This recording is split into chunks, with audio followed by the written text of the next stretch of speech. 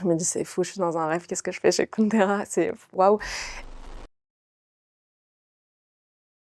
On devait être en 2019, j'étais encore à Sciences Po, donc non, c'est avant 2019, c'était en 2017. Et il habitait, à l'époque, au-dessus d'un restaurant dans le 7e arrondissement qui s'appelle le Récamier, et qui se trouve juste derrière Sciences Po. Et je déjeunais là-bas assez souvent avec mon meilleur ami. Et un jour, pendant qu'on déjeune, je vois une ombre qui passe dans... Il y avait une sorte de vitre, et donc je vois une ombre qui passe, et je me dis, waouh, c'est fou, on dirait Kundera. Je me revois, et je me retourne, et je vois que c'est Kundera. Je me dis, waouh, c'est quand même incroyable. Et vraiment, tout le monde savait à quel point j'aimais Kundera. Et donc mon meilleur ami m'a dit, mais va lui parler. Mais c'est impossible. Que puis-je lui dire? C'est vrai, c'est littéralement impossible d'aller me lever, je saurais absolument pas quoi lui dire. Puis il y a une phrase qui me faisait vraiment peur, c'est une phrase de Flaubert qui dit, les héros ne sentent pas bon. N'approchez jamais vos héros, parce que vous risquez d'être déçus. Alors j'ai pas été déçue, je spoil la fin. Et donc il me dit, mais va le voir, va lui parler. Je dis, non, non, vraiment c'est impossible, etc. Et je vous assure, fou, j'avais un livre de lui sur moi. Et il me dit, mais ne lui dis rien, fais-lui juste dédicacer ton livre. Ça c'est dans mes capacités, je peux le faire. Et donc je me lève, et il était avec sa femme, Vera. Je fais quelques pas pour essayer de l'approcher, il marchait vite.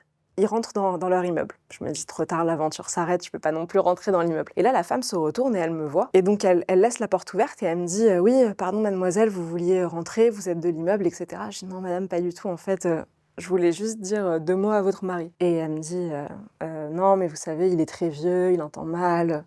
Je dis, pas d'accord, pardonnez-moi, je vous dérange pas plus. Et elle me dit, non, mais dites-moi comment vous vous appelez, je lui dirai qu'il a votre amitié ou quelque chose comme ça. Je lui dis, je m'appelle Sarah. Elle me dit, Sarah avec un H? Je dis, oui.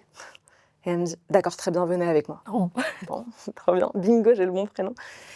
Alors je la suis, et on monte chez eux. Je me dis, c'est fou, je suis dans un rêve, qu'est-ce que je fais chez Kundera? C'est waouh.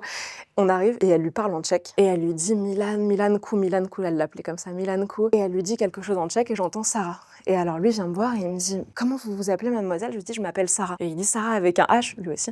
Alors je lui dis, oui, Sarah avec un H. Et là, il se retourne vers sa femme, et il dit, Vera, où est-ce que j'ai parlé de Sarah? Et alors moi, je lui dis, je sais, c'est dans le livre du rire et de l'oubli. Et il me dit, quoi, mais comment vous savez? Qu'est-ce que je disais? Je dis, vous disiez, Sarah, ma sœur, celle que j'attends depuis toujours, qu'elle me fasse seulement un signe et je serai là. Et là, il me prend dans ses bras, il m'embrasse, et il dit, vous voyez, vous vous souvenez, alors que moi, j'ai tout oublié. Waouh. Donc ce moment dure, mais pas si longtemps en fait, peut-être 5 minutes, mais pour moi c'était une éternité. Et donc là, il prend ce livre, il le dédicace en me mettant Sarah, ma sœur, je l'attendais depuis toujours, elle m'a fait un signe et je suis revenue. Feministe.